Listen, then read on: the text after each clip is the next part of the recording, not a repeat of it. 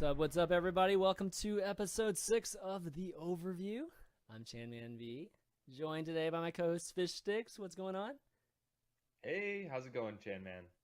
Good, good. And Shayed, sporting the hat. I like it. It's like a new skin. It's a new Shayed skin. And we've got our guest, of course. You guys may know him as Tvique, or you may know him also as Pluppy. Welcome to the show, buddy. Hello. So what is it? Is it Pluppy or is it Tvique? I mean, I have you down as Tvique on the overlay, so I'm just, I'm guessing that's what it is because that's where I see you listed as most of the time. But let's just get it straightened out like right now. Which one is it? Well, as soon as I get my main account into the beta, it's gonna be Tvique or Tvique. Okay, awesome. Tvique. And for those of you that don't know Tvique for whatever reason, he's one of the best players right now that we have in Overwatch. He's been playing a lot for IDDQD, but he's been playing for different teams, and I kind of call him the ringer, the ringer of the Overwatch right now because he's been winning with different teams and trying out for all kinds of different teams. Mix-Up being one, too, and there's one other one, right, that you've tried out for? There's many, dude. G2, G2, Eccentric, G2 My Eccentric, Dog, that's right. Oh my god. IDDQD. I lost What track else? of all Is of there them. another one? Well, we had, two mix NA teams in the first two cups. Other than yeah. that, So what is I this? think I mean, is this like you're the pretty girl in the room and just like, getting wooed by everybody? Like, when are you going to choose the wooer that you're going to go with? well, as soon as I, find the right home, gotta fit in properly and Yeah. everything, Yeah. No, that's really definitely important to get that right. But today, guys, we got lots of great topics. Patch just came out yesterday, so tons to talk about. We've gotten a chance to at least play it for a full day. Jeff Kaplan said a few things about banning heroes and maps, and I know we've touched on it in previous episodes, but might as well talk about that since Jeff came out with that. Aimbots, it's definitely something that arose in the community in the last week. And then we'll do some esports stuff where we'll recap lots of tournaments, lots of results that Tvique here was a big part of. And then we'll talk about meta too. Most of them, yeah. Yeah, most of them. Yeah. And then we'll talk about meta, just how things have changed, a week later, especially after these patches. And then we'll try to we'll try to do some Q&A at the end. We'll see. But right now we don't have any questions since we're recording this prior to right now, which is it's being broadcasted. But let's start off with the latest patch. So let me show you guys the latest patch on the overlay here. Okay, so let's go through these. Gameplay, I guess. Okay, we'll start with the gameplay one. So the escorting, did that really matter to you guys before? The whole one player escorting versus two player and the speed of it. Is that much of a thing for you guys? Well, I'm actually curious, Tvique. Have you done testing to really see what the difference is? I mean, just to summarize for everyone out there, when you only have one or two people on the payload, it actually moves a little bit quicker than it did in previous patches. Yeah. It didn't seem like crazy faster to me, but I don't know. What do you think, Tvique? Well, we haven't done any proper tests on it. I mean, it is actually I actually noticed it when we were playing our scrims earlier, where we had just leaving our send on the cart and they just keep on pressing on. Well, I mean, it's we wanted to make that big of a difference, but it did make a noticeable difference at least. Okay. You like the change? Yeah. Yes and no, maybe. I don't really know. A little bit too early to say, but it's definitely gonna be a pretty nice change. It's at least it's gonna enable you to be more aggressive, at least with more players. Yeah, I can see that definitely. There was so before, was it just? I forget what it was before. What was it before the change? Do you guys remember? What was the speed of the escort? Was it the same for 1 and 3, or it was faster with more people on it, right? Yeah, of course. Maximum of 3. And when you only had one guy on it, it barely moved at all. Okay, now it actually so they just moves a little. increased that. Okay, I didn't. Yeah.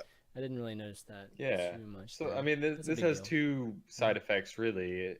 One of which being if you somehow have a team fight and only one person is left on Yeah. the attacking team, they're going to be able to move a lot faster, obviously, or one or Mhm. two people. Yeah. But it also means that you're going to be able to play a lot more aggressive. You know, you don't need to have all three people on the objective to get it going quite as fast. So ultimately, I think it's a pretty subtle change. I don't know where I land. I think it's fine. I'm for it. I'm for testing new things. Yeah. It seems like there's be a lot more range, at least where the action's going to be taking part, like around the escort. That's definitely cool. Let's see, loot box changes. So sprays and voice lines are now common. I don't know if that matters to me or not. Definitely legendary quantities of credits will now appear less frequently in loot boxes, because that's all I get, okay, whenever I get legendary loot boxes. So I just want to see skins whenever I get those things. I'm pretty happy about that. What any of you guys have any opinions on this, Shade? I mean, I could just stop getting sprays now, and I'd be happy. I literally use the same spray on every single character. Yeah. Like I Is it actually the went through sausage? It is the sausage. Oh. What? It's so I'm good. gonna blame Tvique for this. Oh, This He's got a is little all like, your fault. egg This in is his your fault. hand. Like, wait, do you use that one too? Of Yes. course I do. Yes, Oh, you Dude, I do. don't have that so one good. yet. Wait, It's so good. I Wait. bought it. you bought it? Like, yeah, I bought that one. Oh my I gosh. saw it and I was like, I need this in my life. I guess There it's is really no cheap. better spray. There's literally It's no the better spray in best the game. one. I think the Wow. only one that might actually compare with it is the You've Been Probed one. You've That been was I don't think I've seen that. fantastic. It's like a little alien, like green dude, and underneath it says "You've been probed." It's so funny, but the hot dog is fantastic. Dude, nothing like Or the killing sausage somebody or and whatever you spraying want to that call hot it. dog. I like how you knew too. Like you were like, "It's I the knew it. sausage, isn't it?" I haven't even seen Oh, you use man. it. I just know that like Okay, we'll see what happens. I'm- Is like I cue a seagull a lot in the morning, so I'll put the sausage on the wall, and then he'll put his little thanks one like right beside that, like on top of it, so it looks like it's saying thanks. It's the greatest thing ever. Nice, man. so Graffiti and sausage Overwatch. meta OP. Yep. Is what you're gonna say. This It's is so why good. IDD So like you is can just winning. stop giving me sprays and I'll be fine because I'm literally not gonna ever use another one. There's no need. Yeah, I'm thinking I'm right there with you with that one. Rare and epic Yep. quantities of credits will now appear more often. That's nice too, because I like sometimes I'll have like 900 credits. I'm just like waiting to just get that extra 100 there, and I have to wait for duplicates most of the time to be able to get enough, and it's like 5 credits at a time before I like get there. It's I like, want to stop dang, getting man. duplicates. My last 3 legendary boxes have been 3 duplicate legendary skins in a row. I'm just like, rough please. life, dude. Rough Stop. life. God, What? whatever. You Okay. only get 200 credits. A Jeez. legendary skin costs I 1,000. know that is pretty. Like That is. at Is it least 200? if you're I thought gonna it's give me a 250. duplicate, No, it's 250. no, it's 200. I think. 200? Oh my Yeah, god. it I is thought- 200. Yeah, it's I thought it was 200. quarter like Hearthstone. Okay. Yeah, no, it's terrible. It's like I'm gonna spend 1,000 for this. If I actually wanted to buy it, you're gonna give me 200. Like, come on. Yeah, I actually think that's pretty bad. Like they should consider changing that. Like 500 I'd be fine with. At least it's half at that point. 5 is Being duplicate, it's like okay, half. They definitely don't want people just like swapping all the time. So, but 200, oh my god. I mean 250 was already pretty bad for Hearthstone. So 200, that's even oh man. Okay, that's really rough. That's definitely not value at all. Well, and I mean, Hearthstone 2 had you could disenchant cards. Like, it's not like you get disenchant skins you don't want just to get more like credits out of it. Oh, that's true. That's So- true. You can't sell these. That's true. Yeah. Okay, matchmaking. This is definitely something that's behind the scenes. It's hard for us to tell, probably, because since we don't know how many players there really are. I don't know. Have you guys seen a difference? I mean, Nope. Well, yeah. I mean, one thing I noticed, obviously the patch just came out yesterday, so we don't have a whole Mm-hmm. lot of time to test it. I guess this podcast will air tomorrow on Thursday, but I noticed that I was getting kicked to skirmish in between every single pub game. Yes. I don't know if you guys have had that. Me too. That was not happening before, so not exactly great. I've also been playing against really bad players, so either I'm actually terrible at the game and the matchmaking is better, or the matchmaking is worse. I don't know. It's one of the two. I mean, I just am seeing all of the new people that got into beta last night since like Baby's first Overwatch game. It's hilarious. Single digits, man. That's what I've been seeing. That's like about two on average. About 2 players on my opposing team are single digits. Like the times It was I've been playing. hilarious this morning queuing with like a group of three or four people and just getting put up against a team of like all level 2s or something. It was just like, I'm so sorry this is about to happen to you. I'm really sorry. 75% Widowmaker. At that point, you just melee only. Just melee only. Yeah.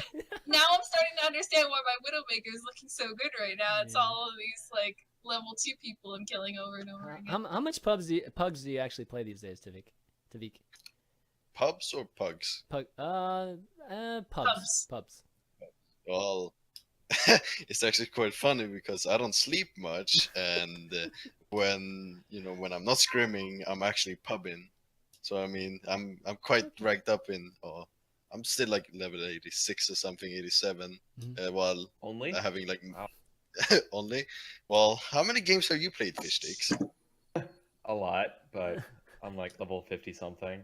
And I don't scrim I'm either, still in my so 40s. I've actually probably played like a quarter as much as you, or less. I'm almost up in 1.3k games now. Holy smokes, that's awesome. Does that count custom games? Yeah, it Yeah, does. it's got to. If it didn't count custom games. I was gonna say because I'm 101 holy smokes. and I've only got 872, so there's got to be custom games being counted in your total games played. Yeah, Yeah, it has to be. still impressive, man. Yeah. Crazy. All right, social It's weird wheel. because you don't get XP for it, but it counted as a game. Yeah. Social wheel. Anything here? You guys Oh like? my god, Nah. voice line spam. Oh People my god, it's like so good. getting really hype about this for some reason. I'm like, alright, whatever. Well, Okay, you big don't deal. like the winky face spam? Pinky face. There is nothing better than that Bastion spam that's like he who he or something like that. Have you guys seen that one? No. The Bastion The is best the thing I've best. ever heard. But the gotta best play one with is him the more. Bastion ultimate. When he has his ultimate ready, there's nothing that beats it. This is literally the best. The Can voice you that it says? imitate What that does it, for us what does right it now? say? I would, but I can't remember it. You can actually okay, like the one that I I'm was gonna have to open talking the about. game What is here. it? Jeez. It's the he who one. Oh yeah. I was actually singing. Yeah. Yeah, I was actually singing it to myself earlier while I was making dinner. Like I was actually going he hoo hoo. Yeah, the robot one. Yeah. That This was is awesome. so absurd. No, that's definitely good. It's like RTD2. It's like Overwatch's RTD2, basically. It's so you just hit it over. And I need to over try and these. I haven't over done again. It like never enough of them. stops. Like I haven't spammed them. That's for sure. And like I think that's one of the cool things about this Missing thing. out. Yeah. Okay. Well, let's get it to the balance changes. This is like the big thing, the big topics to talk about. Bastion. So it's starting off with that. Aim restrictions have been removed when transforming. That's nice. I think that's the kind of a subtle thing. Subtle but nice thing. And then now the Bastion's core in Sentry mode now cause double damage instead of triple damage. Does that make much of a difference, you guys think, FishStix? I don't think it makes a big difference, honestly. I don't think we're gonna see a ton more of him because of any of these things. Obviously, when you're playing an FPS game, you never want to be limited in where you can aim at any time. So I'm always for anything that's going to give the power back to the players, like being able to aim while you're transforming. Yeah. And I don't think that the fact that the core does less damage when you hit it really makes a huge difference. I mean, Bastion's still pretty squishy. Like, you could still kill him pretty easily, regardless of the core at all. So Yeah. I don't think it makes a huge difference, to be honest. For the I most think part, it's he just a dies step from. towards. Oh, go ahead. Oh, sorry. No, go ahead. Shayed. I was just gonna say I think it's a step towards what I brought up last week in saying that I think that they'll eventually just remove the core completely. Mm-hmm. Yeah. I don't think so it's too. really a necessary feature of him anymore. Tvique, you ever get to hit a Bastion in the back, or I mean, he dies for the most part in the face, so it's just kind of like okay. Oh no, well in comp or in our scrims, no, don't really see Bastion. No more Bastions Anywhere. on the payload. No more Bastions on the payload or anything like that. Well, maybe if we play a mix-up again and they try to cheese us. Right. Other than that, no, not really. It's the greatest thing watching them just push a Dorado cart like with a Bastion on the top and a Reinhardt shield in the front. That's probably one of the highlights of like anything that I've ever watched is seeing that happen. It's really funny. We That actually was pretty did that cool, yeah. against Pro X in the ESL Cup. We actually played we played Hans to Bastion on Attack Kings Row. Dude, And No, that's actually- Cypher's team, right? Or Yeah. Cooler? The coolers. Nice. Cooler's Okay. team? Oh boy. I wish It they were was doing better, man. it was like a 4-minute game as well. It was it Oh. wasn't really that. It was pretty bad. Okay, man. So you come from TF2, I come from Quake, and just hearing how badly like all the Quake players are being destroyed makes me sad every time. Like, man, Cooler was a legend, and then Tvique is just stomping him. Damn it. Different game, man. That's like the teamwork in this game is just like so much different. Like, eventually though, those guys will come around. Like, it's probably just So takes far, all some the time. Quake I sure players hope I've seen so. have just been like really good pharaohs. I haven't really seen anyone. Well, that's... I wonder why. Yeah. The Rockets. Sorry. I mean, it makes sense. It's just like I haven't actually like met. I probably have. I just don't know. But most of the Quake players I've seen, like ID and stuff, are pharaohs. Yeah, it'd probably be. I mean, it's going to be really hard for a Quake player to play a support role. You know, it's like it's already tough enough to not play, you know, Pharah or some of the DPS characters. But man, a complete change, that would be really, really rough for Quake players, unlike, you know, TF2 players. So yeah, it still takes some time. Yep. As long as the Quake guys just keep at it, they'll be there eventually. I mean, they'll be competing. Well, here's the problem. They don't scrim for 11 hours a day. So Well, they Try we'll to- come back to Trying that to later. hint at something Yeah. here. Hello. Yeah, we'll get back to They that sleep later. too. You know, they do things like sleep too, which, you know, Tvique obviously doesn't do. So. They're not a bunch of tryhards. Wow. Yeah. Sleeping is for the dead. Oh man. There's a Reaper quote here. So Genji health decreased from 200 to 150. Oh, hallelujah. Yeah, this is. I felt like Genji was running Oh, rapid man. everywhere. So. FishStix is just like, What? Yeah, You don't no. like it? I mean, Now all of you's gonna hate me straight off, but that is the completely wrong way to go about it. okay. What I would you am like so to? with you, Tvique. Yeah, I'm what would you so like- with you, man.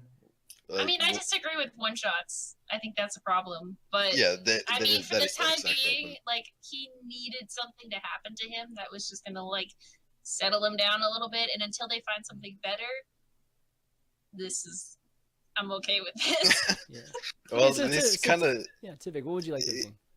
it's like the 150 HP kind of makes him unplayable at the moment because like he takes random spam and he's dead, and it's just like, okay, now what? Like there's absolutely nothing you can do about it.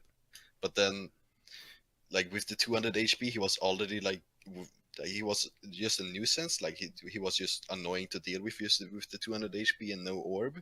Adding an orb to it as well would just be like he made like a really like annoying part of the game. It would be forced to play Zenyatta Yeah. to have the Discord orb on him all the time to even like be able to remotely deal with him. But like it's I don't know. It's so much maybe that you need to change on him to make him like give him back the 200 HP. But with 150 right now, that's just now he's worse than Tracer now. Wow. Okay. FishStix. What are your thoughts? What would you like to I see? mean, I was extremely vocal about my feelings on Genji. I think he's one of the most exciting characters in the game. I really do. I can see that. He's fun to watch. He's fun to play. He can change the course of an entire game. The places where I think he was overpowered, I think most people agreed that it was two ways that he's overpowered. First, incredibly long range. You can spam from across the map. His shurikens do a ton of damage. If you get headshots, it's kind of ridiculous. So a lot of people suggested he should have a damage fall off at range, which is what 76 got. It's what McCree got, Yep. which makes a lot of sense. Funnily enough, I think the other area where he was a little bit too powerful is extremely close range. His right click is extremely low cooldown, so you can just basically just spam it. Spam 3 shuriken, 3 shuriken, 3 shuriken. So personally, what I would have liked to see is a damage fall off at long range and maybe like a slight longer cooldown for the right click, which is the 3 shuriken at close range. Mhm. And I think that would have been enough right there to nerf him. I mean, the other reason he was very strong is because of his E, his reflect. So other ways you could have nerfed him is decrease the duration of reflect, increase the cooldown in between reflects. His dash resets every time you get an elimination. Maybe you could make that only reset when you get actually the final blow instead of the elimination. All of these ways would have been awesome, balanced ways of nerfing him without kind of making him so squishy. And I will say, I played in one scrim yesterday, just 2 maps, and I played as Genji for a little while on King's Row, and I was dying to Junkrat spam, and like if you get tickled by anything, and then a Junkrat hits you with anything, you're dead. Yeah, and that's just it. When you're dashing towards a Junkrat, like he can just basically spam in your direction, you're dead. A good Widowmaker will kill Genji or Lucio now from so far away. So I don't like the 150 health, but I do agree that he did need a nerf. So I hope they do it in other ways, actually. Yeah. See, I understand all of those things, and like I actually agree with pretty much everything. I think that this was the wrong way to nerf him, but like, man, it feels good. Like I've been killed by so many Genjis as a support player. It's just like, get shit on. Like, no offense. Wait, what do you mean? You don't like being comboed to death within like a second, and you don't even have time to react? What? You don't enjoy that? Dash melee, right click. Well, the worst is when you like, don't I get can't killed even by react. the This is fantastic. I'm The so happy I died there. And when you don't even get killed by it necessarily, but you still can't kill the guy or get away from him. He kills you on the second volley, which is like even worse, man. But you brought up. But I definitely think there was ways to change it. Like, I don't necessarily think this is permanent either.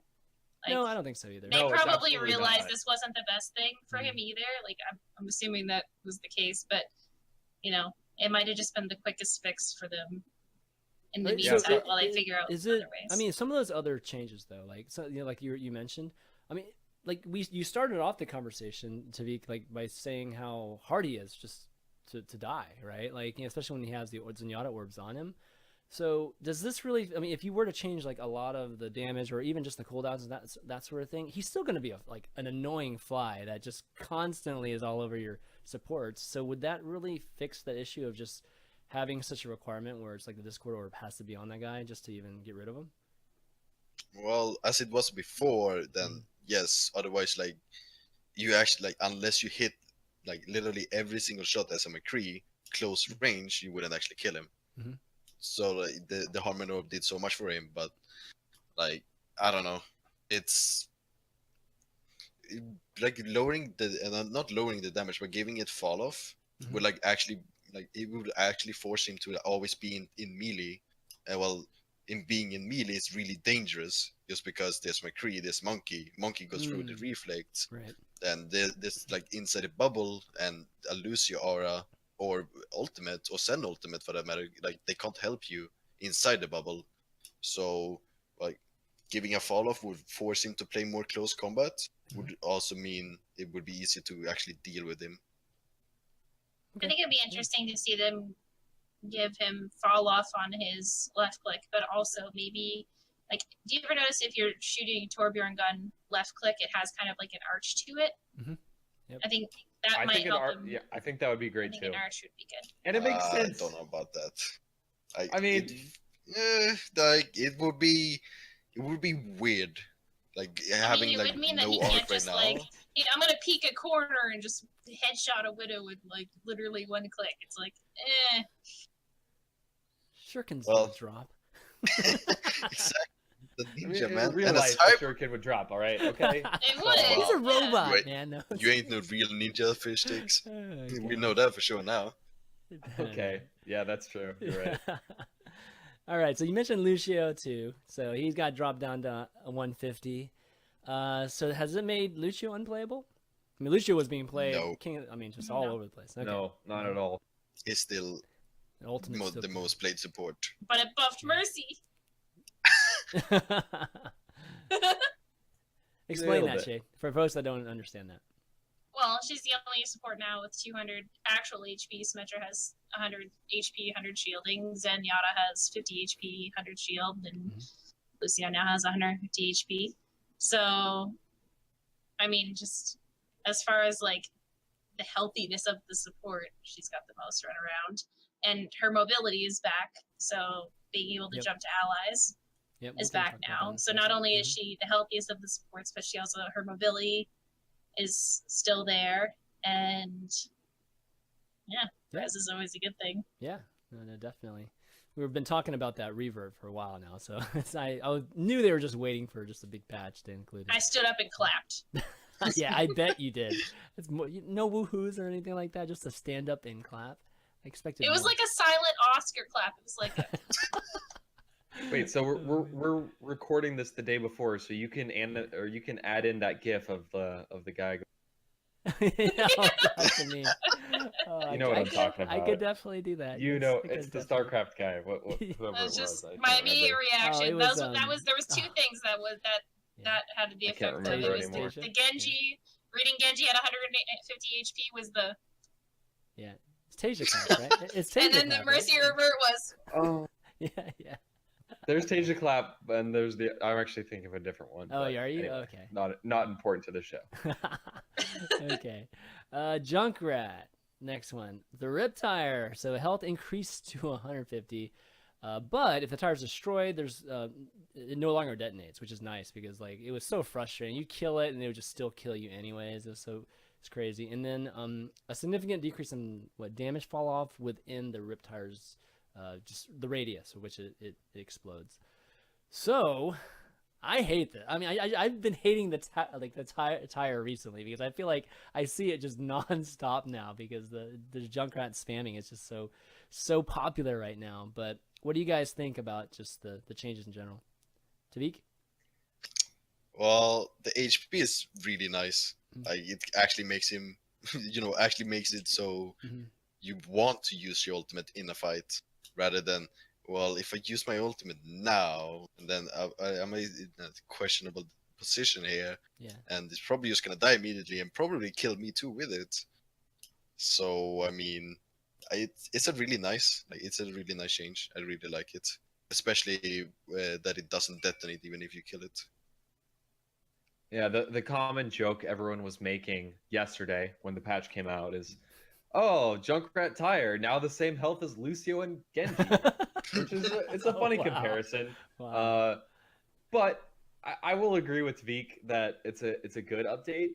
The 50 health Tire was so easy to kill. Yeah, it was. Like it basically felt like any kind of damage could kill it instantaneously, which I don't think was good for Junkrat. Junkrat already wasn't getting too much play until last week and this week anyway. So I think it's a good update. I do think 150 health might be like slightly too much.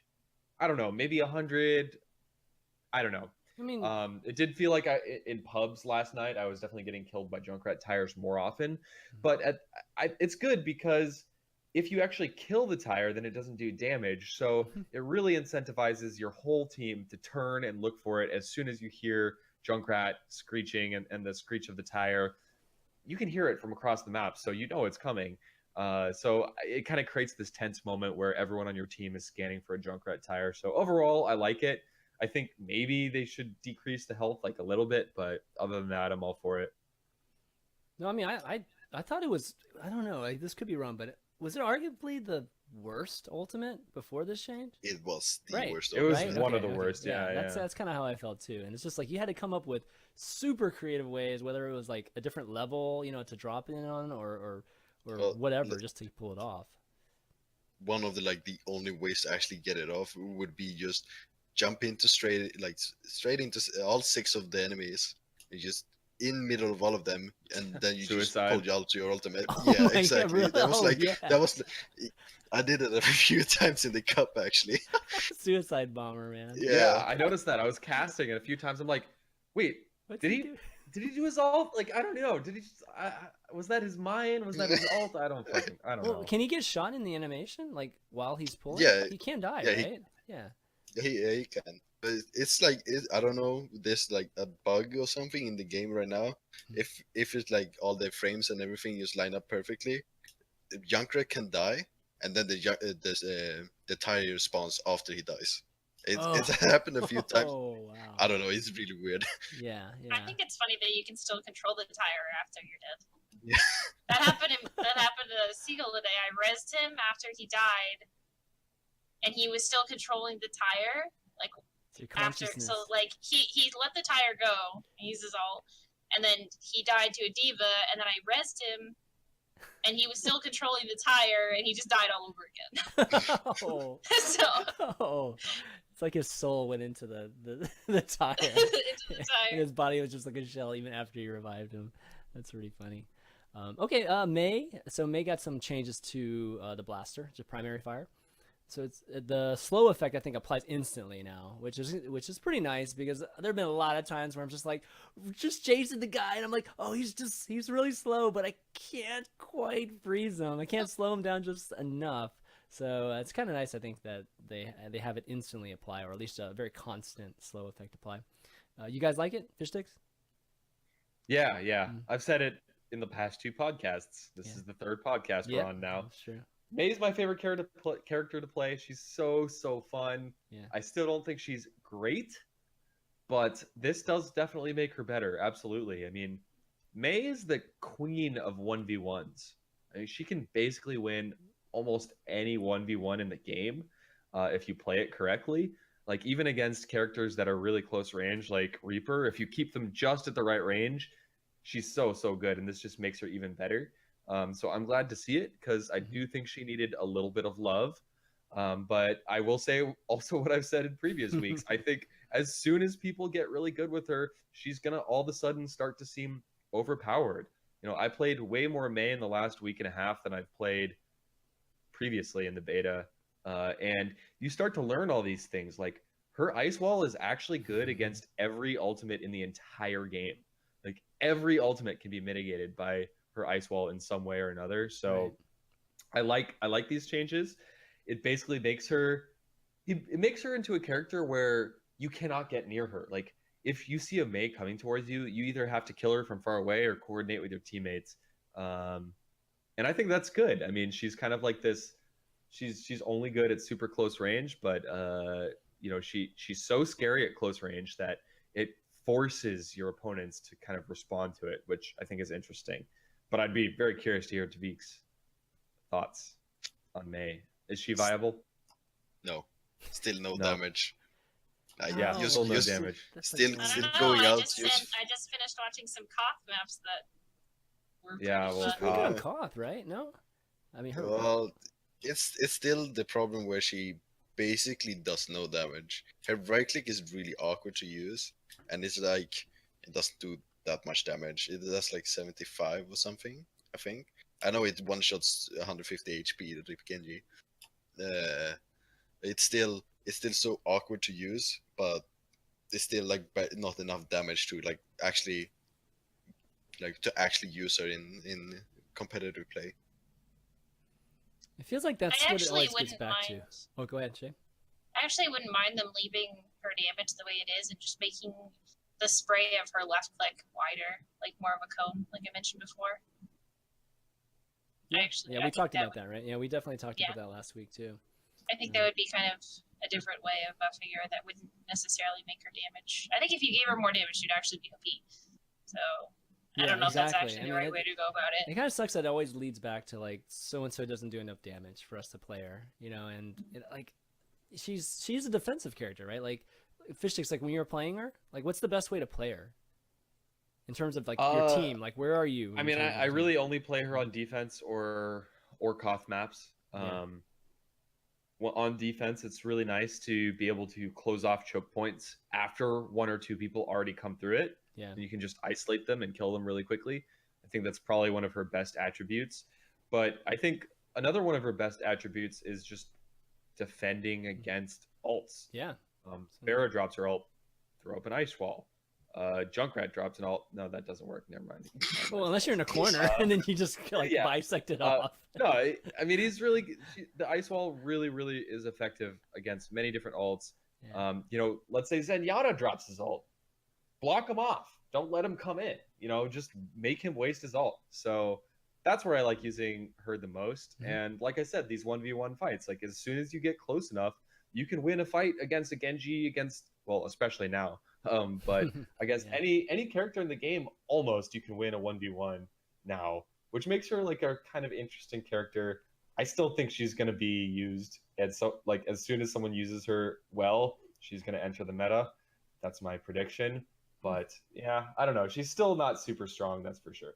the most fun thing I've seen so far, or like been a part of, is playing Zenyatta and putting my orb on a Mei, and just watch her walk around being completely unkillable. Yes. Like you Yes. cannot kill This an is a good orbed point. Mei. Wow. It's hilarious. Because she And can it's just do the actually- ice block. Yeah, and it actually triggers people really hard because like Yes. you just look at Mei and you get really mad already because you know she's gonna like wall you off or she's gonna ice block and That's heal true. the full, and then you see her coming at you with the stupid little orb on her head, and you're like, I'm dead. I'm frozen and I'm dead. There's That's nothing that I can do about this. It's That's really right. funny.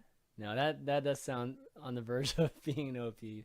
But no, That's she's, why I say she's I one of don't the think coolest characters. giving her more damage is a good idea because then like she might actually just be broken at that point, just freezing someone and then just them not being able to do anything. Like there's no movement escape abilities in this game where it's like, Yeah. oh, I'm stunned or oh, I'm frozen, like, oh, flash, or you know what I mean? Like there's no way to get out of that. I'm hoping one of these days that just a utility only type of character, like Mei. I mean, Mei can't do damage, but generally, like her utilities are the coolest part of her character. Like one of these days, it'd be awesome if that could become viable, like in the meta. But right now, definitely not to that point. But we'll see how the design goes there. Blizzard, there's a really small change to Blizzard. Just basically the effects can't be blocked by any kind of barriers or anything like that. I always thought that was lame. Just like people hiding behind I payloads. still think it's like the worst ult in the game. Now Blizzard? that Junkrat's is good. King of the Hill on the Koth maps, that's pretty King of the good. Hill, it's look good. I mean, Yeah. It there does was 0 damage. It part does of not do the- damage. I mean, part of this is making it so it's no longer blocked by anything. I think that's Yeah. actually pretty good. You drop it under a payload, and the It's crowd payload's not going to control, block right? it all. Yeah, it's like huge crowd control right there. But again, that's like another one of those utilities I was talking about. Pretty interesting. Mercy we talked about. That's the big change. Winston. Okay, so here's another boy. big. Rest in This peace. is a big change to Winston's, and it's only a change to one of his abilities, which is the barrier. But the shield's reduced by 400 hit points, and now the cooldown doesn't start until the barrier dies or expires, right? So that's a huge change. It almost like doubles it doubles the duration pretty much between shields, for at least what I've noticed. Tvique, what do you think about this? I like it, for the moment.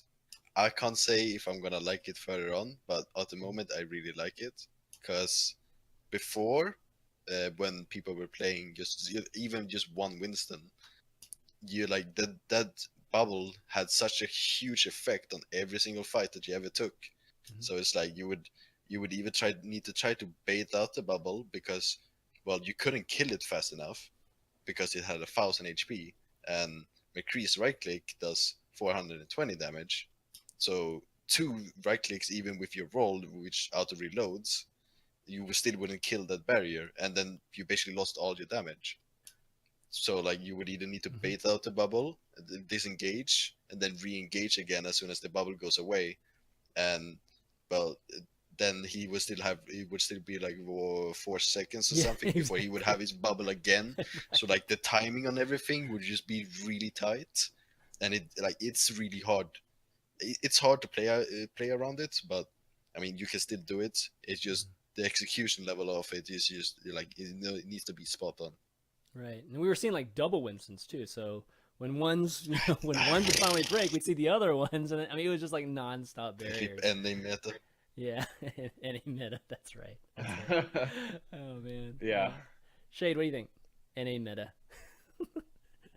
I'm so happy. Yeah. Oh my gosh. Like, this dude, like, he needed this. Yeah, definitely. FishStix, you love those casting those Winston games. No, I did not. I had no love for the double Winston meta. I'm worried that this goes too far, though. I'm not gonna lie. I mean, we talked about this a lot last week, how the competitive community really just learned how to respond to the double Winston meta and disengage when it was necessary and engage when it was necessary. That said, I still think it was probably a little bit too strong. What I thought they were going to do was either decrease the duration of the bubble or increase the cooldown, but they actually did Both. They increased the cooldown, and they decreased the actual potency of the barrier by almost half. Yeah. So at 600 HP, Winston barrier can be killed easily. Instantly. Like it's Yeah, crazy. 1 or 2 or 3 people on your team, if you focus fire it, it's gonna die really, really quick. And the cooldown, the increase to cooldown actually isn't hugely significant. It's like 4 more seconds or whatever, however Yeah, long from the 8 Winston. to 12. That's a big So deal. yeah, 4 more right? seconds. It's not a big deal. Yeah, you're right. That's a big deal. That's huge. It's a big deal. So both of these things are a big deal, and it might have been slightly too much, but I don't know. I think we'll still see Winston played a bit. Yes. His ability to engage on an objective is still incredibly powerful. I don't think we're going to see him on defense a ton. On offense, though, like it still allows you to jump in and create a safe space for your team, at least to get a little bit of room and momentum and shoot through the barrier. So Yeah. who knows? We'll have to wait and see. I wouldn't be surprised if they bump the shield back up to like 750 health or 800 health or something like that. But I think it's a good change on overall. I think 800 would still be fine. Yeah. I think so too. I mean, an extra 4 seconds is huge. Like, so I think that's probably what they'll end up bringing back. But yeah, hopefully we'll still.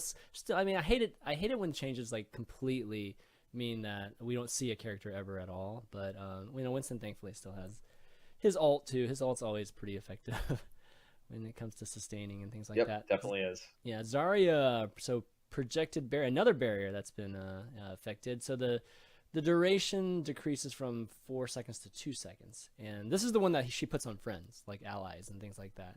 So not I herself. actually hate this. Yep. And I don't know what the fix for it is or should be, but I think that 2 seconds is just way too short. Like, I don't even think it's even. It isn't a straight up nerf. Well, it's kind of something in between, because you still get a shorter cooldown now, because it's 2 seconds, so the cooldown is shorter as well, effectively shorter. Oh, how does that work? But I mean, if you think about it, like, she was already, like, Zarya was already having issues. Melee was already going through the shield. Genji's sword was going through the shield. Winston left click was going through the shield, which neither of those things were fixed with this.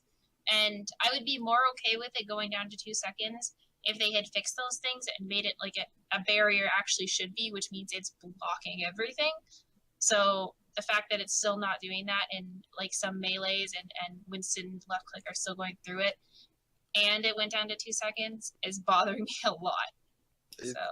I agree with the melee thing. It's really weird and it's really awkward. I don't know. It just feels really weird to me. But I do like the 2 second change, just because you can't be lazy about it anymore. You just put it on somebody and forget about it. Now you actually have to, properly use it, rather than use it and forget about it. Yeah, I was both surprised and not surprised by this, because it is frustrating to play against Zarya. Yeah. It's really frustrating at times. And it did feel like her shield lasted a little bit too long at times, but also she wasn't being used a lot recently. 2-3 weeks ago, I feel like people were saying, oh, Zarya is really good, and we were seeing Winston Zarya or Reinhardt Zarya really commonly. But in last week's tournaments, and I think the week before too, we just didn't really see that much Zarya. I think that's for a bunch of reasons, not just because her shields have these vulnerabilities, but the fact that she just got a nerf and no kind of other balance, I think is going to make her even less viable. I would like to see, on a personal level, I'd like to see Blizzard buff the damage she does without having any charge, just slightly. Don't make it OP, but she should be able to initiate, or she should be able to fight when she hasn't built up any charge, from my perspective. So yeah, I mean, I kind of understand why they did this change, but they need to find a way to make Zarya a little bit more viable in regular play. I mean, her ult is still amazing, and her shields are still good, and her gun is still good once you charge it fully, but it's going to be even harder to do that now, and I just don't see a lot of teams playing her already, and they certainly won't play her anymore now. I think a lot of that had to do with the fact that, like, as good or as strong as Zarya is, Winston was just better. Like, Yeah, I don't know. you Maybe could you're right. be Maybe we a will little see bit her. light, like you could be a little bit less like strong compared to Winston, and Winston would still be better with how he was. The mobility Well, of it. series. It's not just Winston being like generally better for team play, like as like your character and not his ultimate, but it's rather that people started using the triple DPS, and Sorry just cannot stay alive against it, which is why she's kind of falling away. It's basically the main reason why she's kind of starting to fall away, is because it's hard to stay alive when you don't have barriers like Winston barriers to stay inside of. Yeah. Okay, Zenyatta, just a minor thing with Zenyatta. Basically, you receive a notification whenever orbs, Harmony Destruction are returned from a dead target. So that's nice. Yay. It's definitely been cool. Yeah, I mean, it's been No nice one can be sad about this one. Yeah, I think I'm exactly. happy about this. we can agree on that and move It was on. needed. Yeah. Yeah, definitely. The rest of it, I think everything was pretty straightforward. The Torbjorn turrets will stop facing the wrong direction, like to begin with now. Like sometimes it's like facing a wall. I'm just like, what the hell, dude? So that's kind of nice. And other than that, yeah, I think that's pretty much it for the changes. All pretty good ones. Definitely changing the meta to a degree, and we'll definitely get to talking about that once we get down to the competitive esports section. But why don't we talk Just about on the topic of Yeah, patch notes before sure. we move real quick, there was actually just the game went down for a few minutes. It said for a patch. just now? Came back up. I had Just I had now? an update. Yeah, I had an update on my VNet client for it. Oh, I'm not wonder sure it what is. it was. I checked the Twitter. I didn't see anything. Matchmaking. So It's a matchmaking fix. Maybe. I think Maybe somebody it's the said it skirmish was, issue. I don't know. yeah, I think somebody in Discord said it was 120 megabytes big. Oh wow, that's okay. Yeah, That's 120. That's pretty I'm big. downloading it right now. Yeah, that's pretty big. Maybe it does. I don't know. I'm not sure. We'll see. We'll see. Some patch notes probably sometime soon, whenever this thing is broadcasted. Okay, well, why don't we talk about? Oh, so Jeff Kaplan made a statement about banning heroes and maps. We've definitely, God. we've touched on it some in previous episodes too, but the gist of it is that he's not a big fan of it, just because it's like, again, it's their job to figure, as a design team, right, to figure out how to balance this game, or just like default in default, and having different events and other organizations come up with rules that do allow for these kind of bans and maps, really just like molds the game into a weird way, right? And he gave an example of hockey, I think he said, and just with Gretzky and that sort of thing, and just having how it would have been sad for people if somebody banned like Gretzky or something, and then people went to go watch the games for Gretzky, and then you wouldn't see that. That's basically what he's saying. Like if the game is what it is, right? So if you ban some of it, you're taking away a little bit of how great this game is. And I think we all agree on that, right? Like Tvique, we haven't actually heard your views on banning heroes and banning maps. Well, I can see banning heroes work, but not with the 21 heroes. We need way more heroes before that even Yeah. comes into question. Mhm. But with maps, well, the CP maps at the moment is like barely ever even seen like anywhere, maybe except Hanamura. Well, like I would like to on the topic of like having like playing maps and such in matchmaking. Like I would really like to see how CS:GO deal with theirs within their active duty group, I think it's called, where you can queue for different type of groups of maps, where it's the active duty group is like all of the official maps, you could say, that is being played at the moment in all of the majors and all basically all the pros, what the pros are already playing, and like they are sort of map pool is. And there's of course there's like new ones added into the matchmaking ones and not the majors, but just to get testing on them. Like I would really like to see something like that to Overwatch maps. Like that would be pretty cool, and like a lot of like testing information, whatever. Yeah. Yeah, I think that's a good idea. You know, just having an accepted, you know, pool that we could, you know, go to just for the competitive scene. Just having a universal pool, right? That since we don't have like the default league or anything like that with all the different event organizers, it'd be cool just at least have that consistent with all the events. What do you think, FishStix? God, I mean, Jeff Kaplan, I love you, man. You've responded to Yes. so many issues with the community. Yeah.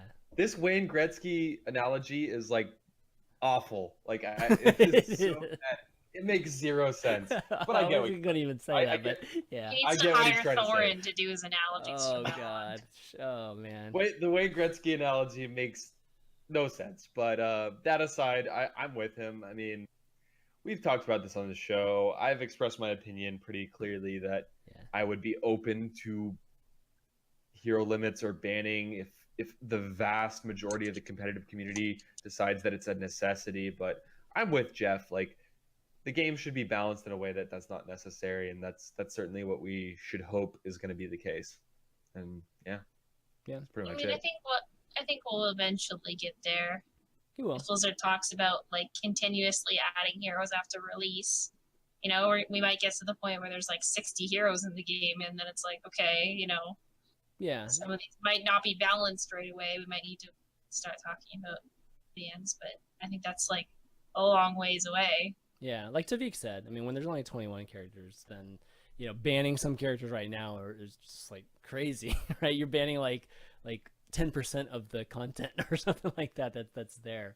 So whenever we do get more, I think him saying that just kind of goes back on their basically entire philosophy of Overwatch, which is they want it to be focused on the heroes. Yeah.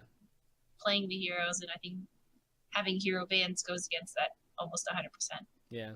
Right now, their turnaround with changes and patches are really quick too. So like balance patches and balance changes have been quick. Maybe eventually, whenever it's like, you know, fully released, it might take longer, and then maybe bans and that sort of thing could facilitate, you know, some issues if we see meta just being, you know, there's some kind of OP meta that's and it's causing things to go stale. But you know, that's way down the road. Okay, so Aimbots. Ooh, boy. Yes, Aimbots, our first like kind of controversial topic that or not controversial, but it's just something that's you know. No, we already talked about one hero limit. Okay. Oh yeah, okay. One. We've crossed Is off that the controversial? One hero limit. No, it's Yeah. this is how it's on the list of this is how you trigger Shayed. Talk about hero limits. Well, it is controversial because like I did a poll with competitive players, and the majority said they did want it, but then they went back on. Anyway. That's a side topic. Yeah. Well, Aimbots, dude. Yes, so Aimbots. So this you is leave this a- one. You leave it. Yeah. Leave this one, FishStix. Well, I mean, this is a relatively fresh new engine by Blizzard here. So it was only really wondering a matter of time of when we're gonna start to see the first hacks in the game. Every FPS ever made has hacks. It just is a constant battle. You know, patching the anti-cheat, then the hackers patch their hacks, and then the anti-cheat gets patched, so on and so forth. And it's probably going to be like that for Overwatch too. One of the positive sides, I guess, of this is that so far we've heard that these hacks are actually shit and they don't really work for hell yet.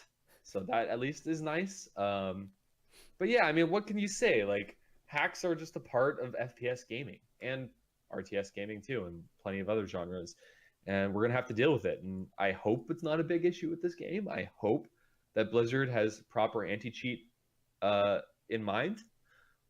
We don't know because this is the first FPS Blizzard's ever made. You know, FPS anti-cheat is really complicated. There's so many different things you have to look for. So honestly, I'm not sure. I can't like give an opinion or anything at this point. It's just like, yeah, hacks were discovered.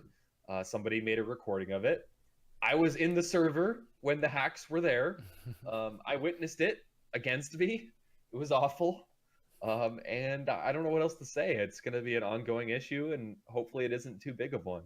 I think you're in the highlight video, right? Like, I am, yeah. Yeah. He's the guy. Like dying. I was. Oh, we had man. just finished a game versus the person who was using the aimbot, and one of my friends was like, "He's hacking. He's got to be. There's no way his aim is that good." And he ended up spectating and recording the next game that FishStix was in, and someone else who also was recording typed in chat and said something like, "Yo, I saw that. Turn the aimbot off. That's too much," or something like that. And just the second after he did that, the aim, like the quality of his aim, just went like, Yeah. like And to be it fair was to that really- person, to be fair, we do know that they Yeah, I have knew. submitted the aimbot to Blizzard. after they got caught. Supposedly they were just testing it. No judgments here. Tvique's so Sort of. quiet here. Sort of judging. Well, this isn't much to say. I mean, Yeah. at least they're like, in talks with Blizzard, so hopefully that's, gets fixed somehow. Maybe, I don't know. Yeah, this type of thing, like FishStix was saying, it's like a cat and mouse game when it comes to hacks and cracks and things. It's an ongoing I thing. just don't that understand why change. you think that you would get away with hacking or aimbotting or whatever you want to call it in a game that has a kill cam. You can disable it. That's Actually, I have a actually the question. funniest part of this entire thing is he was caught because of a kill cam. Like, So Tvique, can you tell me, were there issues with hacking in TF2? I don't really know.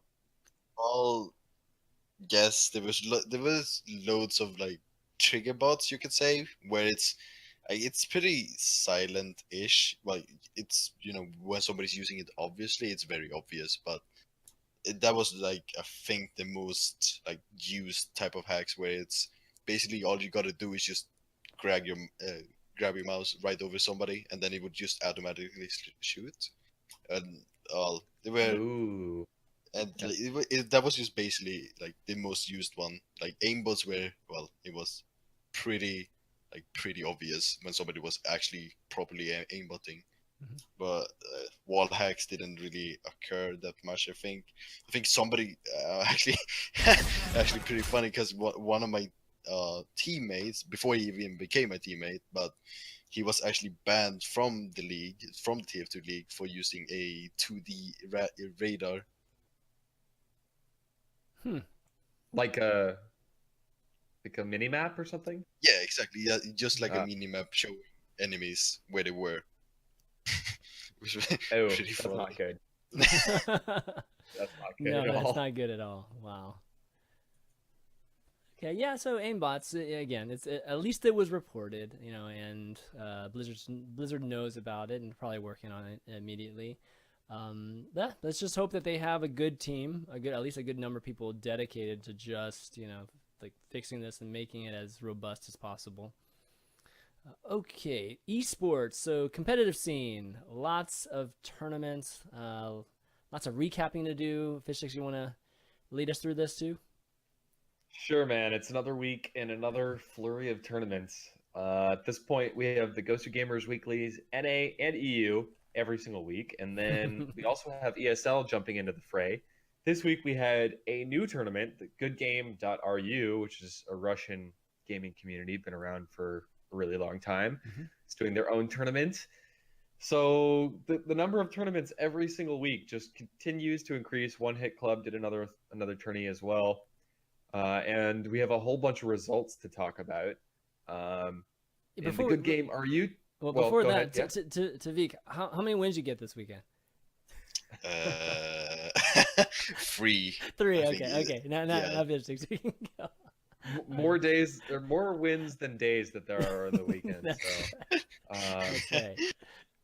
in the Good Game.ru Cup, Reunited GG, the old Fnatic squad, ends up taking first place. Although there were not a whole bunch of top teams in this tournament, so Yeah. they didn't have a lot of competition, unfortunately. In the Gosu Gamers EU Weekly, your team, Tvique, ended up winning against Reunited GG 3-0, pretty dominant fashion. And the one thing I noticed about this tournament, specifically, is that we didn't see G2, we didn't see Melty, Eccentric disbanded. So you played against Reunited, you completely stomped them in the finals, pretty much. But where are the other teams? Like, what's going on? I'm not sure about Flat Earth.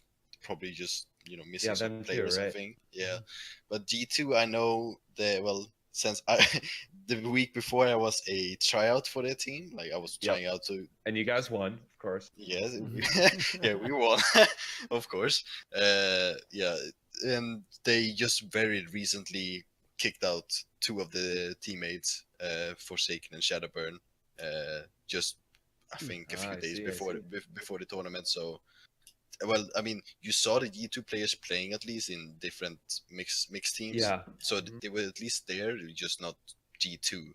The team was there. We should probably, as a collective, stop calling them mixed teams because mix-up Mixed up? exists. Yeah. Well, Mixed up. they Like, the all amount of are times- though. Like, The amount come of up with times a I better heard over the term. weekend where, like, I don't know, it was like either Hexa or ZPs was like, there's this mixed team and this mixed team, and then these guys are mixed, and like people in chat were like, what are you talking about? Mixed up isn't even signed up today. Like, it was super confusing and really annoying to listen to. Well, I mean, let's talk about the grand finals of this tournament a little bit. I watched on a secondary monitor, so I didn't watch closely. Do you have any trouble with Reunited, or was it as one-sided as it kind of looked like it was? I mean, the games were pretty close, if I remember correctly. But the games were pretty close. It could have gone pretty much either way, but I Okay, still I'm an think asshole. that Never we mind. just came out. Don't worry about it. Don't worry about it. It's like it was pretty close, but I mean, we still came out of top pretty easily, I'd Mhm. say. Fair enough. I think my John favorite Chris. thing about the show notes is, did IDDQD just win 3 tournaments in a weekend? Question mark. ... Yup. Yeah. I Has don't been think right there. anybody was So, expecting well, I mean, like such let's a talk about dominant team. the EU scene for just like a quick second. Yeah. Who do you think is your strongest competition right now? Definitely It changes every Reunited. week, right? Yeah, Reunited. well, Okay. Reunited is like the most stable competition that we have at the moment.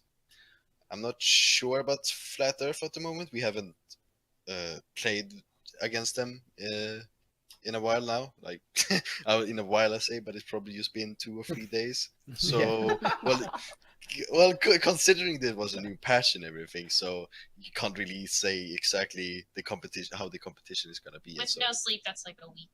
Yeah. yeah, exactly. The time goes a lot slower or faster for me. It's never sleeping. It's true. So one hit. All right, Okay, cool. so I mean, the ESL Community Cup too, right? You guys ended up winning that too. Who Yeah. did y'all beat in that in the finals? Project X, Oh, Project Coolers X. team. Oh yeah, Cooler's team, right. So was that a problem at all? Or I mean, what were those matches like? Well, not to be rude, but we ruffle stomped them pretty much. But yeah, we were playing Hanzo Bastion on King's Row. We were playing just no tanks, I think, even at one point on Volskaya. Like, we even played Volskaya was the second map of that. Then, well, yeah. So that's just because they're a That Russian is weird. team. That's weird, dude. Just kidding. Just kidding. Man. Okay, all right. And then one hit club. Dude, right? I PM'd Tvique the other day and like, don't beat up on Cooler too bad, and he says, "Oh, too late." I'm like, oh man. Yeah, Uh, a bit too late for that. yeah, one hit club. It's another really one-sided tournament. Yeah. Google Me destroyed the competition. No one was even close. Mhm. We did not have Envy or Mix Up, who are pretty much the only teams in North America that can compete with Google Me. So they ran through the competition, ended up beating Prime in the grand finals. We did see at least some familiar names, Vigil, Prime, making it to the semifinals and grand finals. So good to see at least like a mid-tier of NA teams emerging, but pretty much not much to say about this. Rumor is that Google ran Me will through. be our next branded team Really? under an organization. Yeah, I mean, I wouldn't say they're Ooh. they're a little better than mid tier. If Shayed has a rumor, yeah, Oh, I think shit. it's pretty safe to Shayed is like say that that's the the team truth. referrer of Overwatch. She refers you, Damn it, man. so- You are oh, man. signed, man. You are signed. My to mind is Team gonna go Organization. wild now as I'm trying Yeah. to fall asleep. It's like, is it Cloud9? Is it Team Liquid? God damn. TSM. Is it TSM? Is it CLG? It could be any of these TSM, I teams. think, would be a bit of a stretch Yeah, because they don't tend to get into games in betas. So Oh, okay, that's true. That's true. No, but those events all led up to NA Weekly, right? Like Yeah. you guys. So faced- NA, yeah, NA that's Weekly, kinda cool lead up to NA it. Weekly was kind of like the finale of the Yeah, weekend, exactly. where we got to see Google Me, which is an up and coming team, against IDDQD, and it was closer than we ever could have imagined. You know, I know Google Me is very talented. They did really well last week. Mhm. I didn't think that they were going to put up this good of a fight. But Tvique, man, they brought you to 5 maps, and it was nail-bitingly close on many of those maps. You know, even some of the ones that you guys won almost could have gone either way. So, I mean, just talk to us about this grand finals. It went to all 5 maps. The end of score was 3-2. IDDQD did end up winning, but from my personal perspective, this is the most entertaining set of Overwatch that I've watched so far. It was an absolute pleasure. Tell us about it, Tvique. How was it from your perspective? Well, I can tell you like right now that they definitely surprised us on Gibraltar, where they picked up the Hanzo. They surprised and everybody. Well, Oh the thing was that I was really confused there for a second because I was the first one to die on Gibraltar when we were on defense, considering that they had a Hanzo, and I was just like, wait, who plays Hanzo? Like, no one plays Hanzo. And then all of a sudden, I get scattered arrowed when I'm standing around corners, and I'm just like, what's going on? Hello, I'm not sure what's going on here. I just died immediately without knowing what's going on. Well, apparently, my teammate Lucio Harry Hook, he saw the Hanzo use his wall hack arrow on like where I was standing. So you know, if a call would have gone out that he shot an arrow towards me, you know, the Q arrow, I probably would have moved, but that call didn't come out, so I was just super surprised. And then just from that, they just kept on the momentum. Gibraltar just, well, we couldn't really come back from it. a couple Widow picks too. Yes. Well, yeah, I was actually losing my mind when I was casting that. You know, I'm always gonna root for NA. Sorry, Mr. Bias. I was losing my mind. He was trying out for an NA team too, right? Yeah, I was playing with True. mix-up. Yeah, he was. He's not biased, obviously. Nah, I'm you know, So whoever's best. I mean, so this actually segues great into our next discussion about meta, but I noticed that they brought out 3 supports on Dorado, and so did you guys. Both teams were playing with Lucio, Symmetra, and Zenyatta.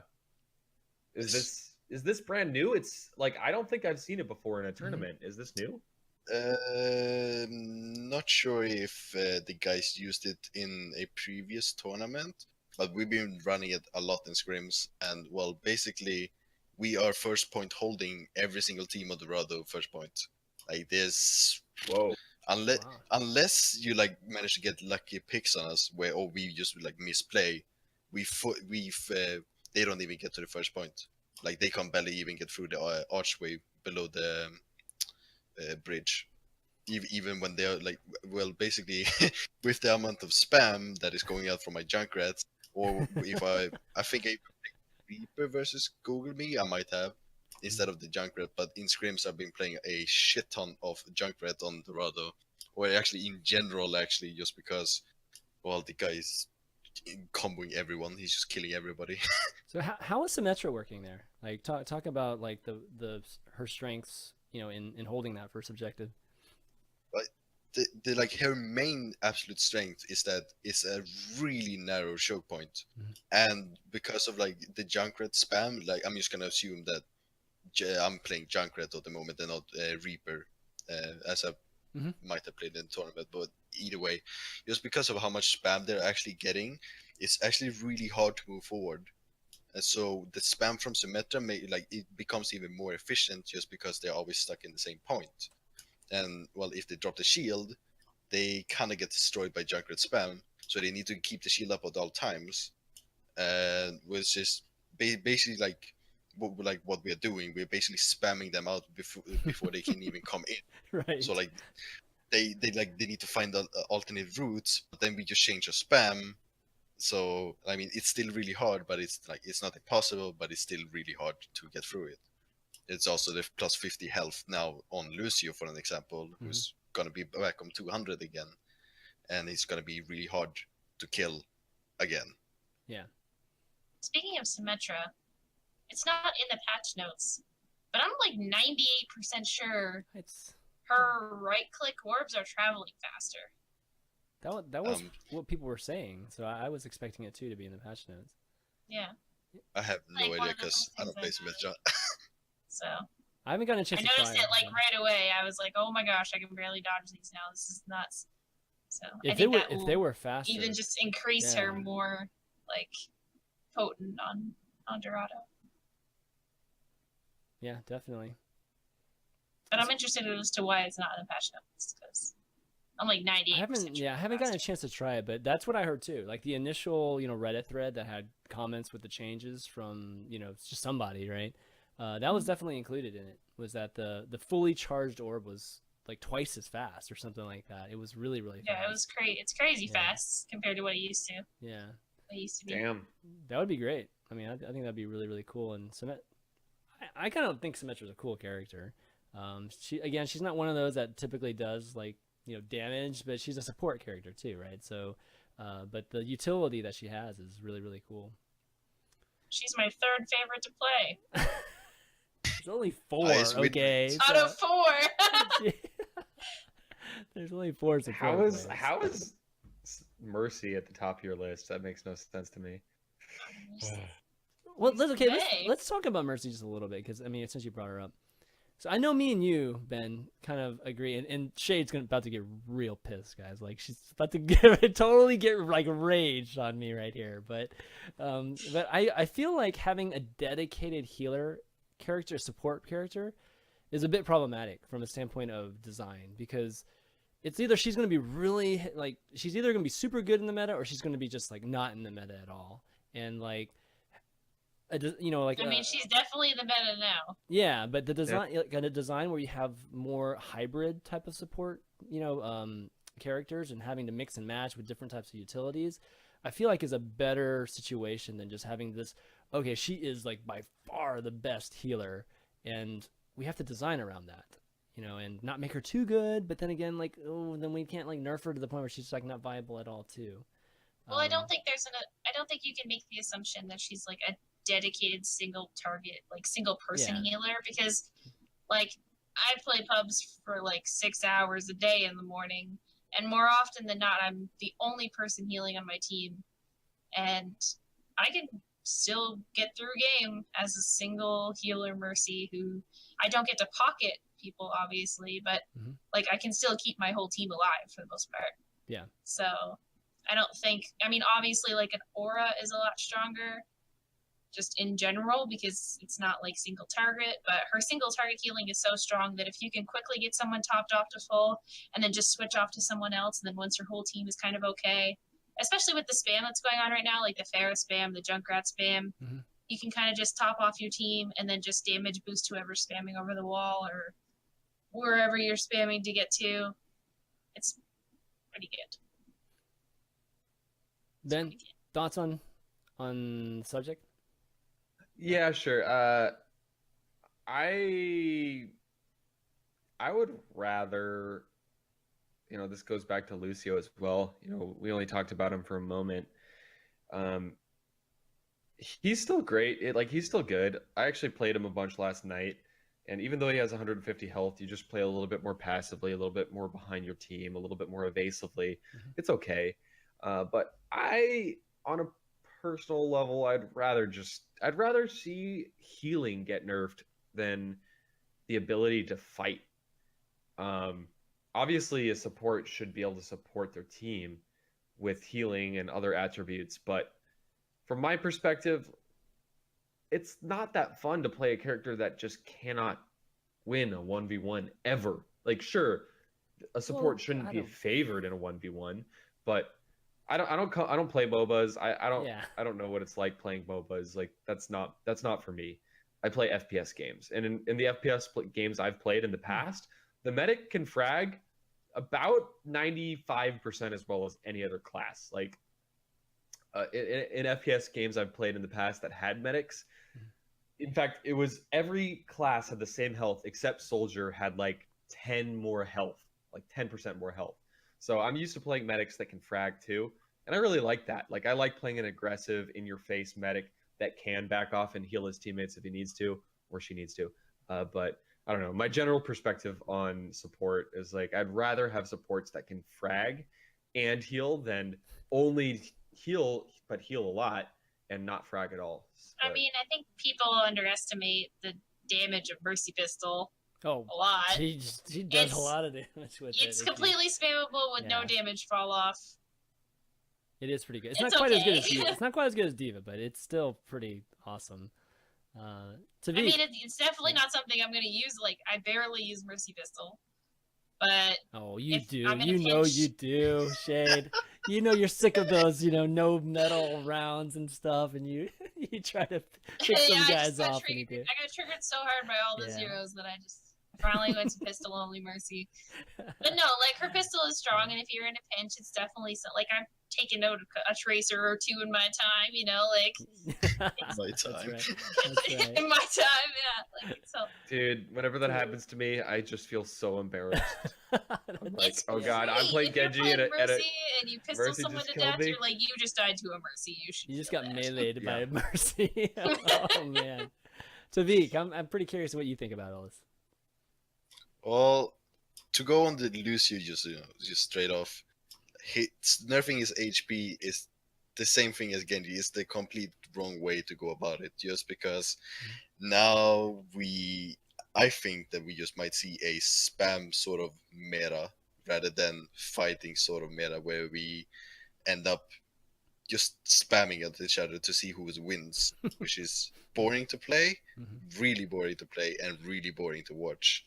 So I mean, I really hope teams don't go to that, but it just might go to that. But in general, I mean, Lucio damage is insane. Like, he can do so much damage. Like, maybe they should look into that a little bit instead of like nerfing his HP.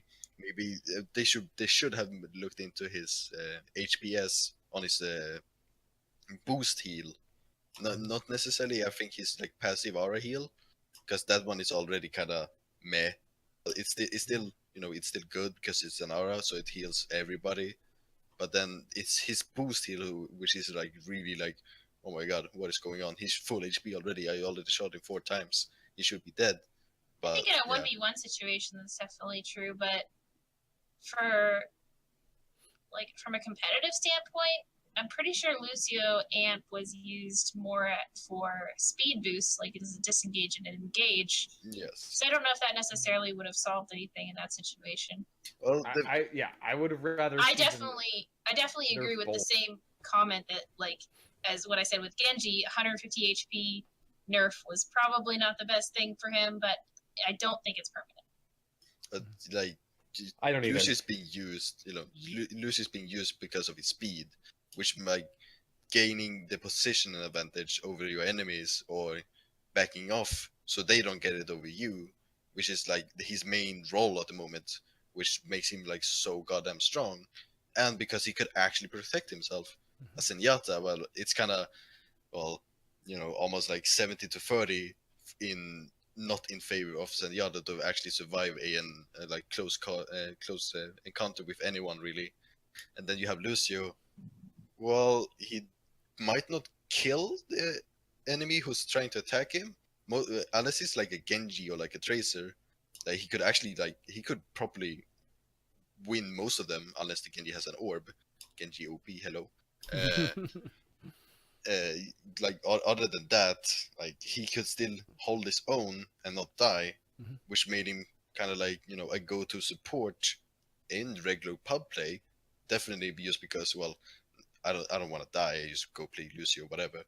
But also in competitive play, it's like it's it's really useful when teams go like really heavy support killing lineups where it's like where you play Genji, where you play sniper, where it's right now they both Genji and Lucio and Zenyatta, both of them gets one shot by a sniper body shot, which is really shit. Mm-hmm. Yeah, I think you're totally right. And in general, I just like time to kill being higher.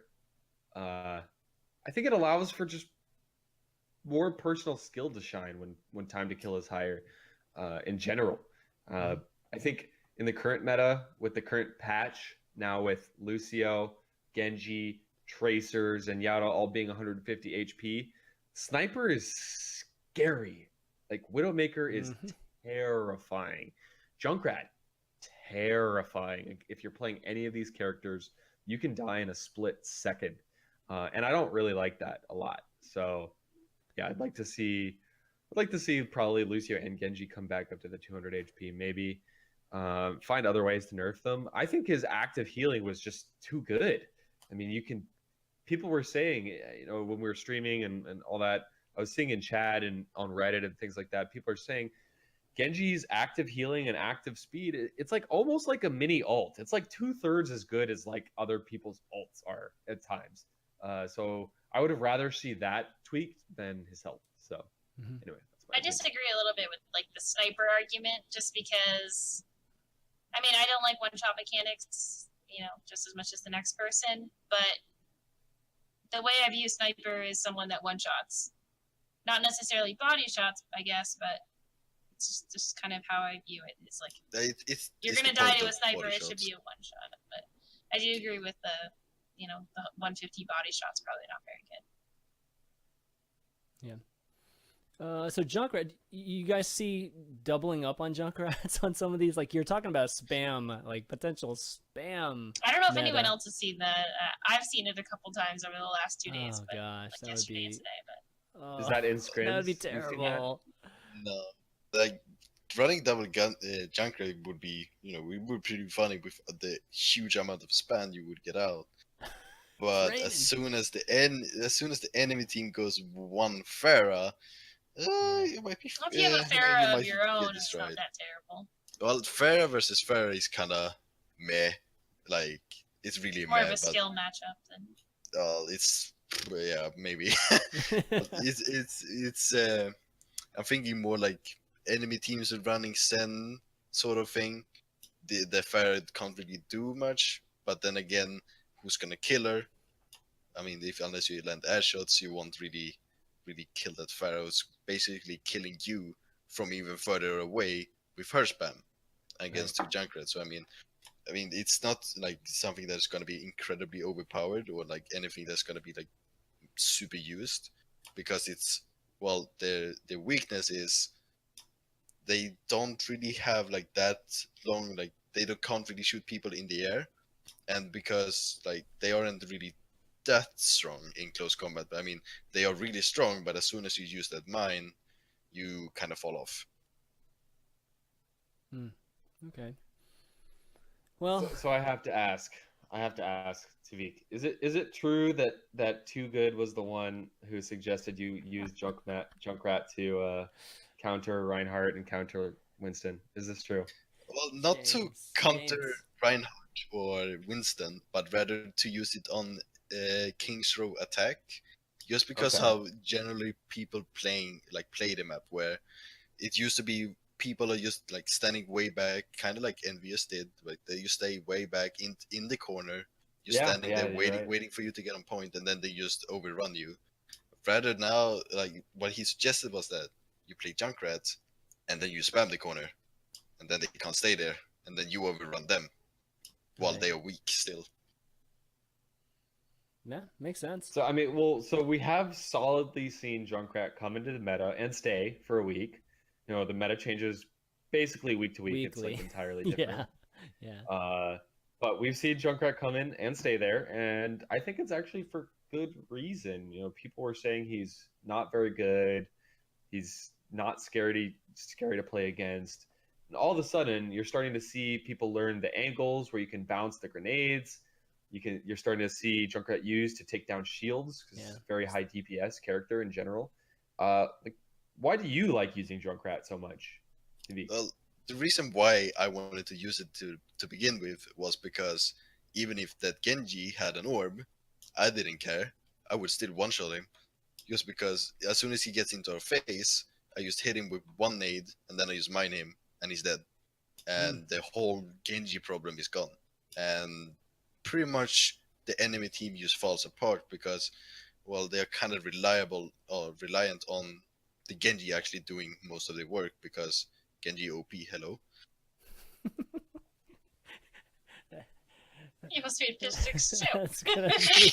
That's I'm so glad I gonna didn't drink the water yet. On water, ironically. That's a Tvique emote, man. Get you OP, hello. That's gonna be it. Oh man. I love that you play Junkrat, by the way, because like I feel like he's the closest to your personality. I don't know. Definitely the best victory poses in the game, man. I feel like May is the Absolutely. closest thing to his personality. He's just a living, walking Gameplay Kappa. wise, maybe. He's just a Kappa. It's awesome. Definitely. I do want to say though, Tvique, thank you for streaming your scrims. Nobody else streams the goddamn high-level scrims except you. I've noticed that you stopped streaming them this week. I don't know, you're too serious now, but I have been definitely appreciating your Twitch channel and watching whenever you're scrimming, because that's just awesome content for a competitive Overwatch fan.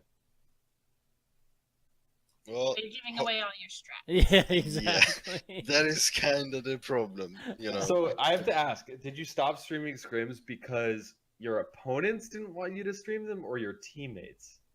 It's Or both, well, maybe. Oh, I see what you mean. Okay. well, it's more, you know, teammates. We can't really discuss in depth comms what thing. we want to do. Yeah, well, it's not really communication. We don't really care what people hear. You know, we if you actually listen to the stream, we talk a lot of shit about everything. So Yes, you do.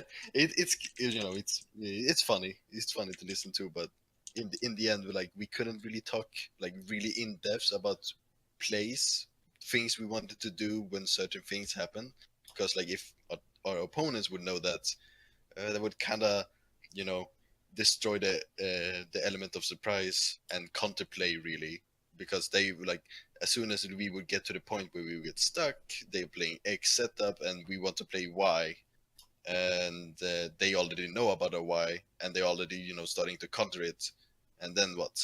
Yeah. Well, yeah. Maybe I'll return in a week, 2 weeks or so. Maybe when as soon as we know more about the current meta at the moment, or maybe it won't. I can't really tell at the moment. If you guys trust them, you should just let them spectate your game. So you don't have to show the world. You can just show this guy. This.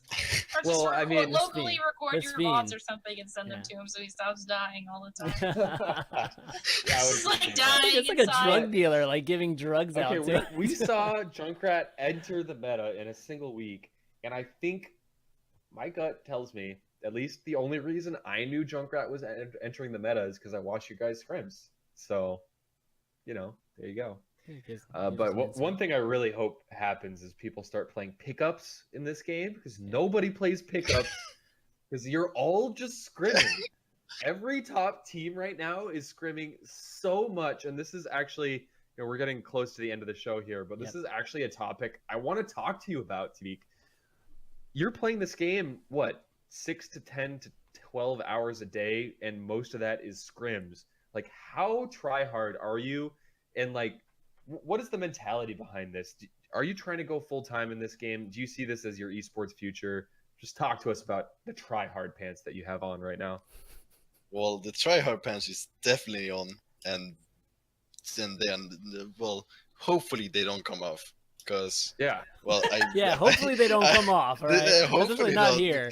Well, you know, I can't really see the future and everything, but I really hope that, you know, the esports scene in Overwatch is gonna be really big, because I really wanna play the game. I really like playing the game, which helps a lot.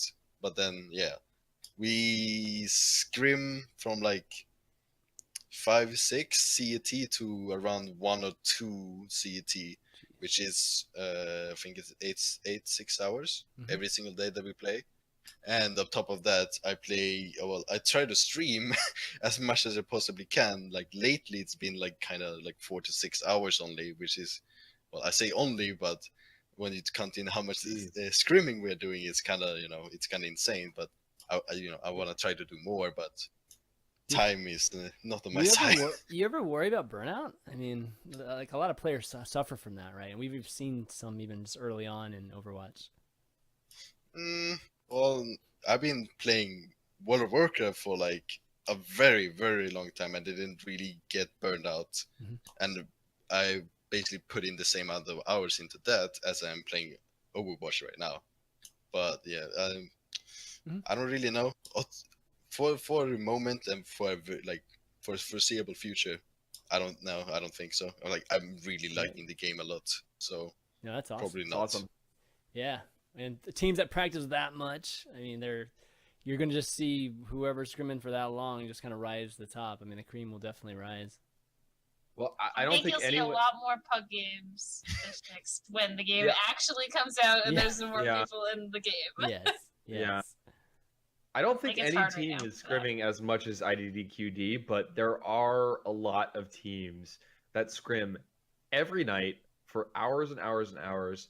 And for the viewers tuning in right now and anyone, 6 to 10 hours of practice with your team a day, that's legitimately as much as like Korean StarCraft players play, right? You're already getting to like the hardcore esports level, and there's really nothing to play for yet money wise. So are you I mean, well, I guess we already covered it, but I guess you're hoping to see big prize pools, like Blizzard's going to support it. You're going to just go all in and be a full-time Overwatch player.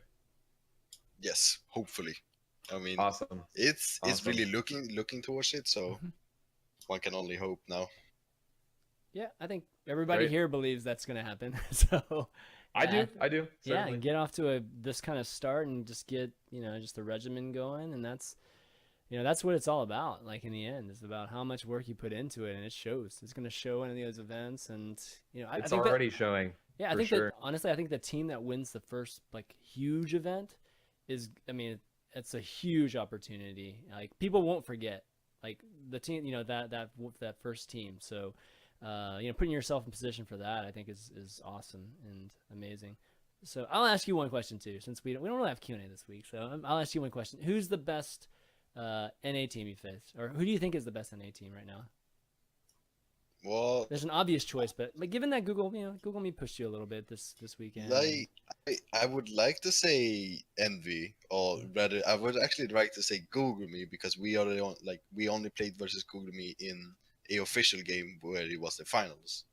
So I would like to say Google Meet, but I'm not sure. I can't really tell. I would like to play against each team a few more times in official games, because scrims is whatever. People try whatever whatever things in practice. You can say so. Yeah, it's okay. This is people try 18 over, baby. I got 18 over on this channel.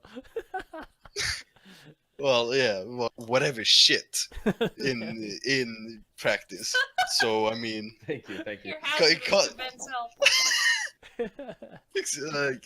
You can't really take much from practice. Of course, you can take individual skill and so, but it's individual skill isn't the name of the game in Overwatch. It's the team play.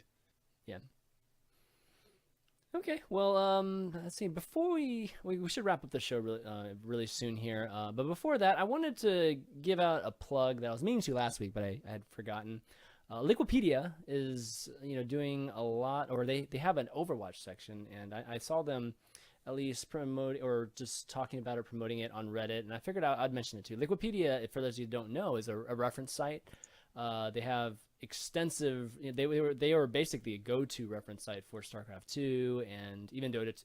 They have a Dota 2 section now too. That's very extensive, and it's really great. It's like a FishStix probably he knows too. Is that it's always been like a go-to site for that sort of thing, and it's great that they're doing Overwatch too. So, it's just like kind of Wikipedia. You can contribute like whatever you want to the site also. And of course, there's some moderators and things like that that will be, vetting everything. But for the most part, it is a community-driven type of reference site, and great place. And I feel like the community should check that out too, because it would be great to have that sort of, just that site that we can always just go to, just for the history of Overwatch. That means I expect to see a page for my dom, Tvique. It's already there. Don't worry about it. It's already there. Nice. Okay, well, why don't we wrap up? I want to do some shout outs to Tvique. It was awesome having you on. Lots of fun this episode, and hopefully you get a chance to have you on in the future. But want to do any shout outs or thank yous you want to do right now? Well, shout out to my already mentioned stream. Go watch that shit. What is it? Just let people know.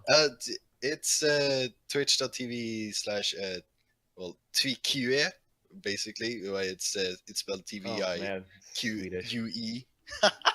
Swedish is hard. I don't think Swedish is hard, basically. I'm still trying to learn how to pronounce Jönköping, man. Jönköping, seriously. Dream hack forever. Jönköping.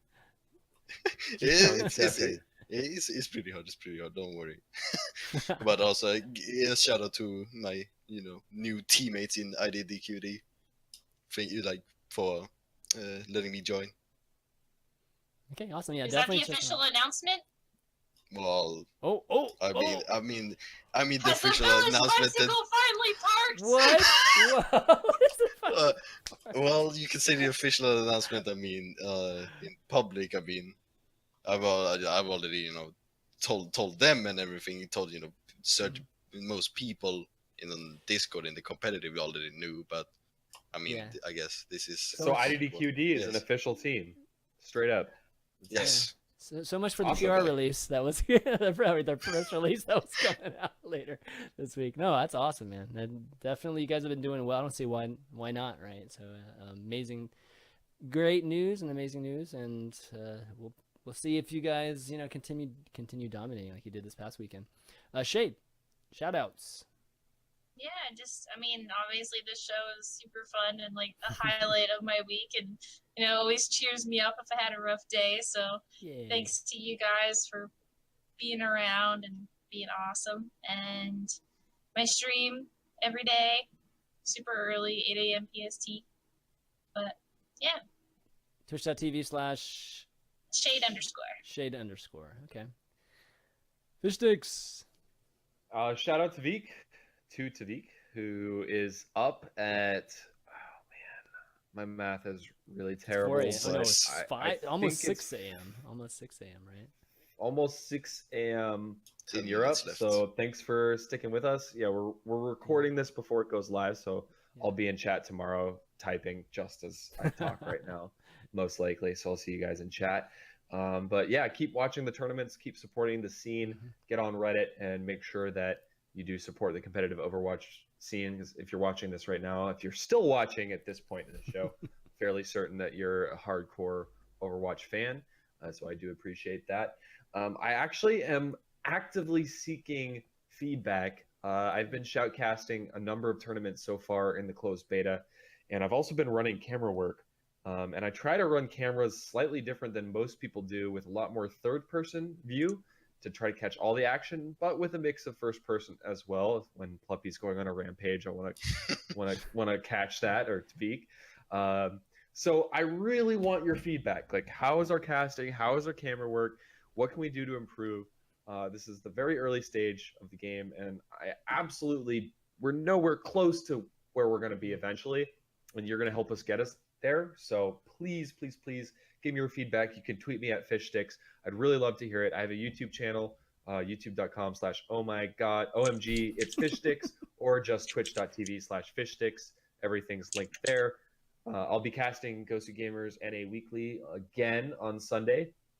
And stay tuned for more coming soon in the Overwatch scene. I am working on something behind the scenes, trying to do a bigger tournament sometime in the next couple of weeks or months.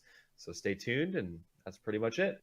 Awesome. Yeah, for sure we should do an episode like one of these days just talking about production, what we see, sure, like what needs to happen, and And I think there's really great opportunity for Overwatch to really push esports to the next, to the next level, even from the standpoint of observing production. So yeah, it's great. They're definitely awesome, and I can't wait to hear about that event that will be coming up in the future. There's actually no details at all. Yeah. There's no details. Don't tell people that yet, dude. There will be an event Okay. eventually. Yeah. There will be Announcement of an announcement. And of, Fluffy like... Tvique is gonna take all. Yeah, you're right. This is. Oh shit, we just got meta. But Yeah. Tvique is gonna take all the prize money. Of It's gonna be course. awesome. Right, I can't stop. I can't stop winning now. I mean, that would be rude. He literally can't stop, guys. He literally can't stop. That's why he doesn't sleep, man. Just to make sure he's like he can play every single tournament. But yeah, guys, I just want to thank the three of them, you guys, for doing the show. It's great. It's definitely lots of fun. Like Shayed was saying, it's definitely a highlight of the week for me. And make sure you follow, or those of you watching, make sure you follow all of us on Twitter here. It's always best way to find out what all of us are doing, when we're going to stream, and yeah, if you can catch all of our streams. I think we all stream at different times, so I always stream like in the middle of the night, like at midnight. So if you guys are like Tvique over here that just stay up all night long, then maybe you can check it out too. But VODs will be available on youtube.com/ChanManV shortly after, and that's going to be it. Next week, we'll see if we can have a show. It's going to be tough. I'm going to actually be out, but I'll have to update you guys, and let you guys know when the next show will be. So keep an eye on that. And we have a Twitter for the show too, so you can follow that too. The OverView GG, and that's where the show news and everything will be. But that's going to be it for the overview this week. So for Tvique, Shayed, FishStix, and myself, ChanManV, we'll see you next week. Peace.